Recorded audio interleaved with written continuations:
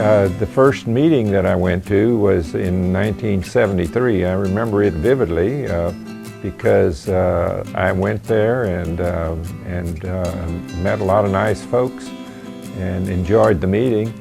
And before I knew it, I was elected to the board of directors at my first meeting. I was a little awed by some of the people that I met, Bob Rupp and Cordell Tyndall and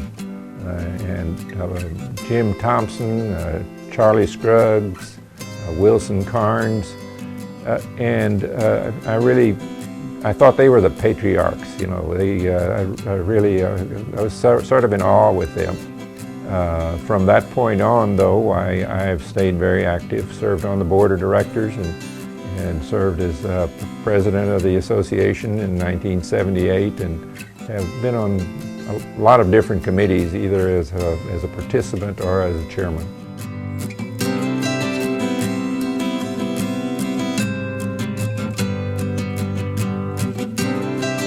Winning this award is indeed a highlight of my career, in my opinion, especially so because the selection was made by the peers of whom I have a great respect.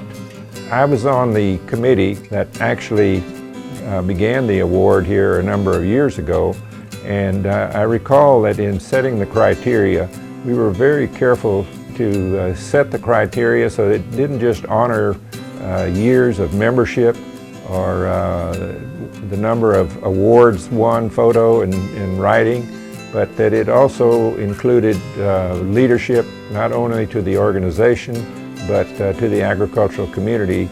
I guess in my wildest dreams, as we were setting these criteria, I never dared to think that someday I might actually be considered for the award. So.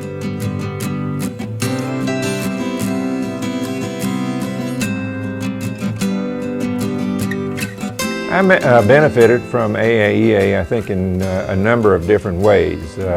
Primarily, of course, through the professional improvement.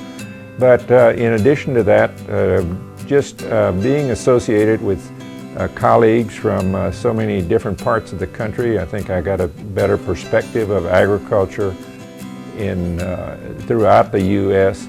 And I got to rub shoulders with some of the finest journalists in the country or in the world, and in addition to getting to personally meet several secretaries of agriculture and President Ford and President Carter, so it's been a great ride.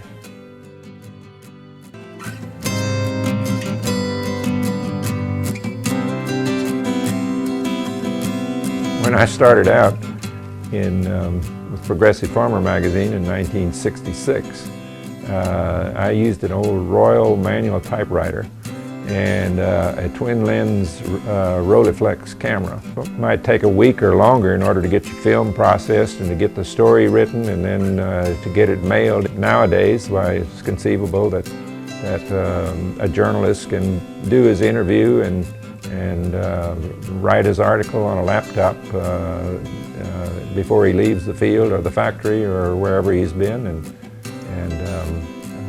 have it there instantaneously.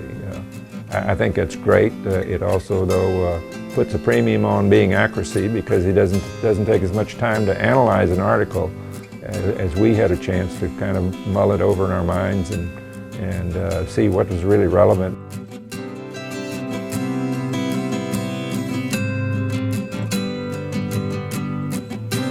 I retired in 2002, and just before that we built our dream house in Richardson, which is a suburb of Dallas.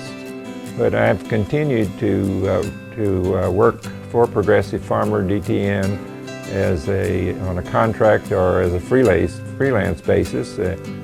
Currently I'm serving as a part-time managing editor of Equipment Dealer magazine. I've served on the Pan American Reception Committee with the State Fair of Texas for over 40 years. So we stay pretty busy, and I think that keeps us going.